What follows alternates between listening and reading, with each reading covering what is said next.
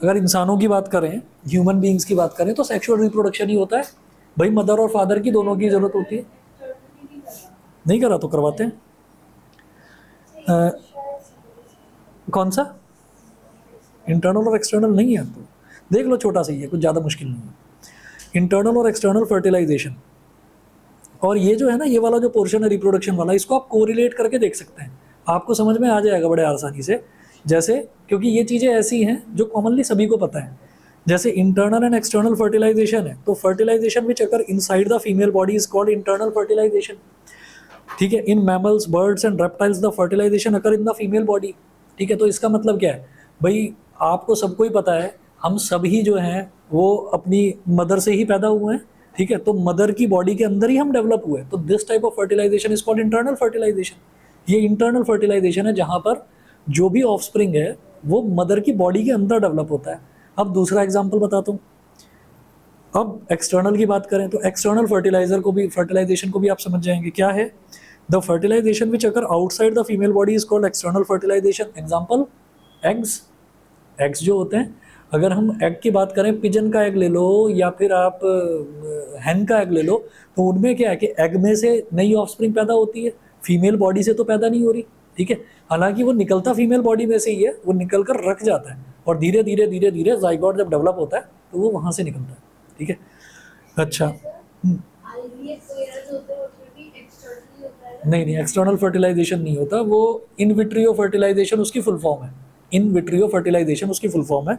उसमें ये होता है कि जो गैमीट्स होते हैं ना, मेल गैमीट्स और फीमेल गैमीट्स, तो अगर मतलब किसी भी तरीके का जो नॉर्मल रिप्रोडक्शन है, अगर उसमें कुछ प्रॉब्लम आती है तो डॉक्टर सजेस्ट करते हैं आईवीएफ। तो उसके लिए क्या होता है, उसके लिए मेल गैमीट और फीमेल गैमीट का जो फ्यूज़न है, वो फ्यूज़न एक टेस्ट ट्यूब में कराया जाता है। आपने सुना होगा टेस्ट ट्यूब बेबी, जगह जगह लिखा हुआ देखा होगा, फलाना टेस्ट ट्यूब बेबी सेंटर ये। तो वहाँ पर जो है वो टेस्ट ट्यूब बेबी ये होता है कि जो जाइगोट है, वो जाइगोट जो है वो डेवलप होता है एक टेस्ट ट्यूब के अंदर। मतलब उसको डॉक्टर चेक करते हैं कि ये हस्बैंड वाइफ हैं, इनको बच्चा क्यों नहीं हो रहा है, तो वो चेक करते हैं। वो चेक करते हैं तो उसमें देखते हैं कि हाँ जाइगोट डेवलप हो रहा है।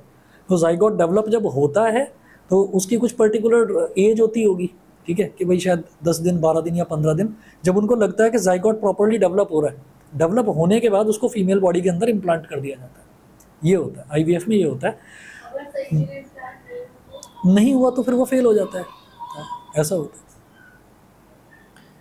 तो अब इसके बाद देखिएगा, in amphibians like frogs, toads and fishes the fertilisation occur outside the female animal body.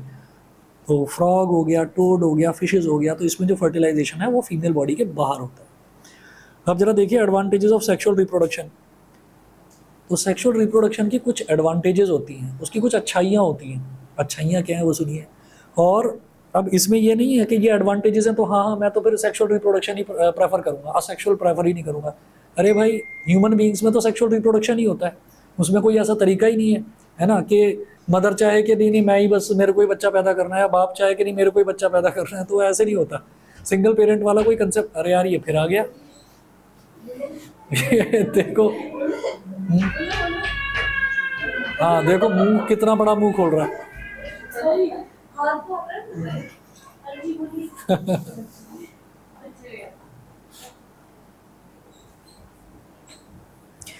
तो एडवांटेजेस सुनिए क्या है। तो in sexual reproduction the offsprings although similar to their parents are not identical to them और to one another. अगर कोई कहे कि नहीं नहीं बिल्कुल पापा जैसा है, कोई कहे नहीं बिल्कुल मम्मी जैसी है या मम्मी जैसा है, ऐसा नहीं होता।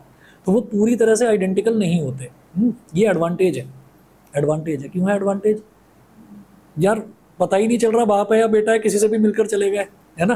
तो फर्क तो होना चाहिए ना कुछ तो फर्क होना चाहिए।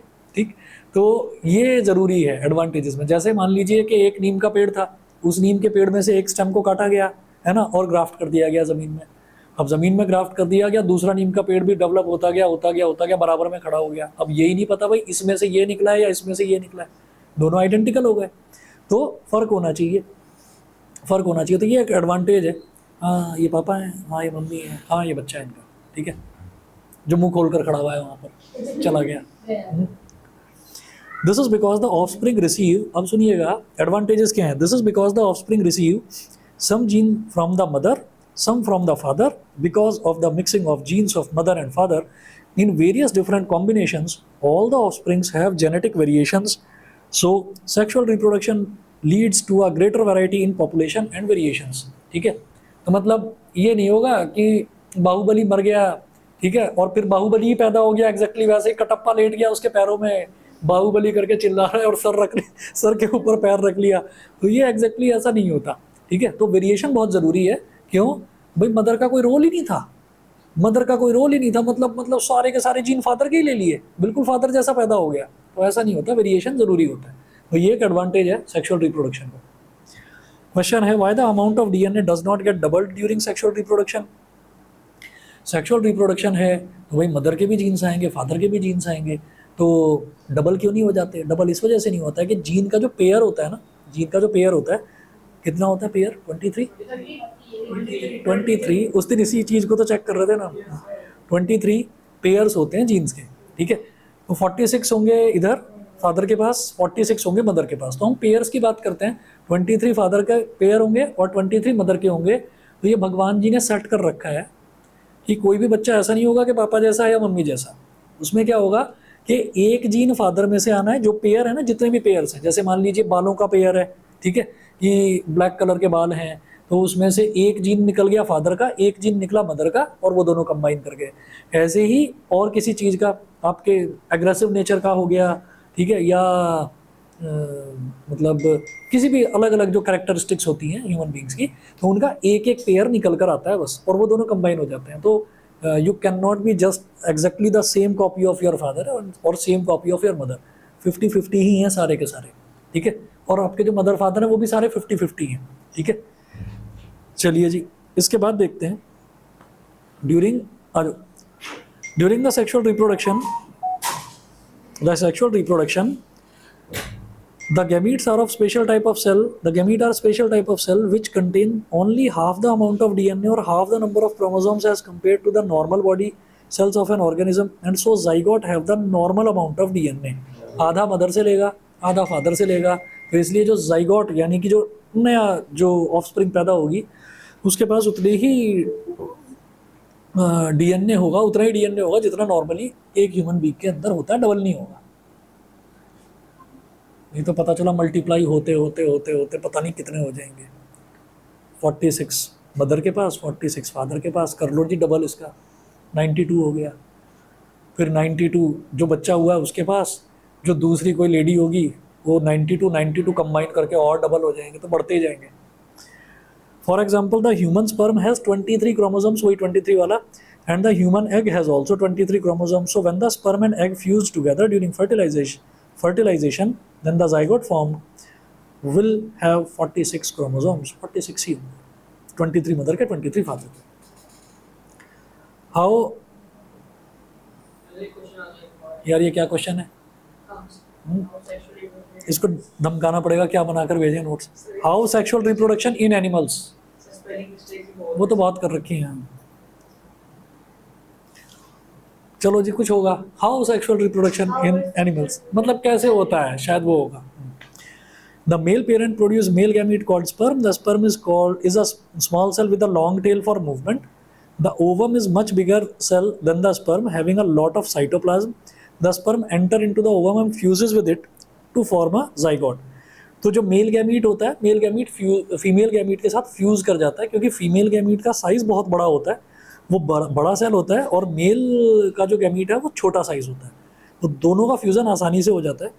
The zygote then divides again and again to form a large number of cells of ultimately zygote grow and develops and to become a new baby. तो क्या है कि वही जो zygote है वो एक सेल बना, फिर दूसरा 2 सेल बने, मतलब वो धीरे धीरे सेल बड़ा होता जाता है, डिवाइड होता जाता है, फिर लिवर बन जाता है, फिर किडनी बन जाती है, फिर हार्ट बन जाता है, तो धीरे धीरे ऐसे ही पार्ट्स बनते रहते हैं और पूरा एक बेबी वो बन जाता है। फिर है the age at which the sex hormones, puberty है ना, हाँ मुझे पता है, अच्छा। The age at which the sex hormones, नहीं वो तो हो गया, be sex hormones being to produced and the boy and the girl become sexually mature or able to reproduce is called puberty. ठीक है, ये है कुछ है। तो इसमें ये हो गया। हाँ ठीक है, जब सेक्स गैमीट्स बनने शुरू हो जाते हैं मेल्स में भी और फीमेल्स में भी, तो उस एज को प्यूबर्टी बोल देते हैं। ठीक है, generally boys attains puberty at the age of 13 to 14 years, while girls reach puberty at a comparatively lower age of 10 to 12 years. During puberty, the male gametes gonads called testes start producing male gamete called sperm, and the female gamete gonads called ovaries start producing female gametes called eggs. Testes and ovaries also produce and secrete sex hormones with the onset puberty. ठीक है, तो ovaries जो है वो female sex hormones produce करती हैं और testis जो है वो मेल सेक्स हार्मोन्स प्रोड्यूस करती हैं। The testis produce the mail sex hormone called testosterone and ovaries produce, याद रखिए कि जो टेस्टिस है वो एक ही तरीके का हार्मोन प्रोड्यूस करता है टेस्टोस्टेरोन, ओवरीज जबकि दो तरीके के बनाती हैं, ईस्ट्रोजन और प्रोजेस्टेरोन। ठीक है, ये क्वेश्चन एमसीक्यू में आ सकता है। ठीक है, sex hormone play an important role in the process of reproduction because they make the reproductive organ to mature and start functioning. ठीक है, तो वही रिप्रोडक्शन में हेल्प करता है सेक्स हार्मोन का, इसलिए important role. Changes human beings at puberty, तो चेंज इन बॉयज़ ये आपको सबको पता ही है। Hair grows in armpits, hair grow on other parts like chest and face, bods, क्या है यार ये, बॉड्स बिकम मस्कुलस, अरे मस्कुलर है ये, बॉडी बिकम मस्कुलर। ठीक है, वो डोले बन जाते हैं, डोले, है ना। तो chest and shoulder get broaden, testis and penis size increase, formation of sperm start, changes in girl. ठीक है ना, तो ये सारे के सारे चेंजेस आप देख सकते हैं। उसके बाद मेल रिप्रोडक्टिव सिस्टम है, तो इसमें पूरा डायग्राम बनाकर आप देख लीजिए। Testis are the primary reproductive organ in man, testis make sperm and male sex hormone called testosterone. ठीक है, पढ़ लेना इसको अपने आप। ऐसी फीमेल रिप्रोडक्टिव सिस्टम है, उसको भी कर लेना, समझ जाएंगे, कोई ऐसा मुश्किल नहीं है। ठीक है ना। उसके बाद जो है डेवलपमेंट ऑफ एम्ब्रियो,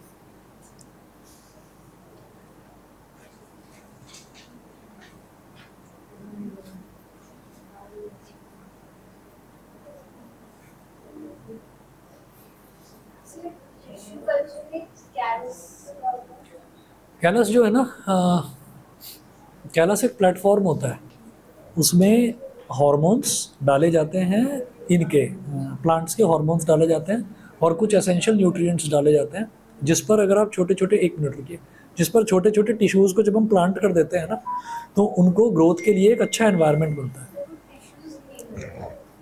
वो टिश्यूज़ कैसे लिए जाते हैं? प्लांट सेल में से, जो एग्जिस्टिंग कोई प्लांट है ना, उस प्लांट में से निकाले जाते हैं। नहीं, दो अलग अलग प्लांट से नहीं, एक ही प्लांट से। कोई एक प्लांट है, जैसे मान लीजिए एक नीम का पेड़ है, ठीक है, या बरगद का पेड़ है, उसमें से मैं बहुत सारे बरगद के पेड़ बनाना चाह रहा हूँ। ठीक है, तो इसको टिश्यू कल्चर इतना पॉपुलर क्यों है? क्योंकि इसमें से जब आपने ना छोटे छोटे बहुत सारे टिश्यूज़ निकाल लिए, मान लीजिए 100-200, हाँ, और फिर उसको जो है ना वो एक लंप सा होता है, मतलब जेली टाइप का सब्सटेंस बना देते हैं कालस को। उसमें सॉइल की प्रॉपर्टी होती है और उसमें वाटर रिटेंशन प्रॉपर्टी होती है कि वाटर को रिटेन करके रखे, मतलब हल्का हल्का हल्का हल्का गीलापन मिलता रहे उसको। ग्राउंड पर नहीं होता, इसको लैब में बनाया जाता है। हाँ, लैब में बनाया जाता है, एक्चुअली ग्लास के अंदर रखा जाता है। लखमीर सिंह होगी ना, तो उसमें देख रहे हो, उसमें डायग्राम भी दिखा रखा है उसका।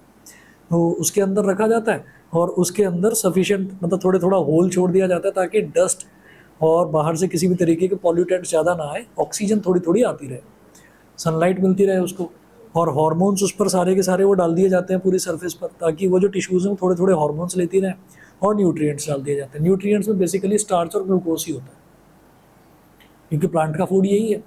तो टिश्यूज़ हैं, अब वो टिश्यूज़ के अंदर उतना तो वो फंक्शन नहीं कर सकते ना कि वो पूरा फोटोसिंथेसिस वाला प्रोसेस शुरू कर दें। धीरे धीरे करके फिर उसको जब देखा जाता है कि हाँ थोड़ा सा डेवलपमेंट हुआ है, तो उसको दूसरे कॉलस पर शिफ्ट करा जाता है, जिसमें दूसरे टाइप के हार्मोन्स होते हैं जो सिर्फ रूट डेवलप करते हैं।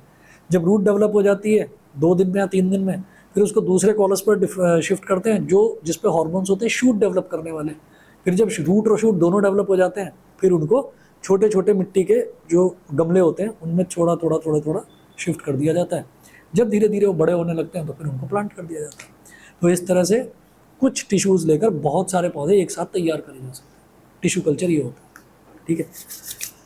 ठीक है जी। उसके बाद आप ना ये जो मेल रिप्रोडक्टिव सिस्टम और फीमेल रिप्रोडक्टिव सिस्टम आप पढ़ लेना, खुद ही आ जाना है समझ में, ठीक है। बस इतना आप कर लीजिए और बता दीजिएगा रिप्रोडक्शन में अगर और कोई प्रॉब्लम आए तो बता देना, ठीक है। कंप्लीट हो गया ना अभी? हाँ, टेंशन लेने की जरूरत नहीं है, बता दूंगा, बता दूंगा, चिंता मत करो, मैं बता दूंगा।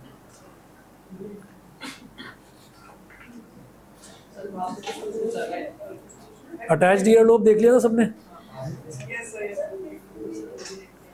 ठीक है जी, चलिए फिर आज इतना ही करते हैं, ठीक है।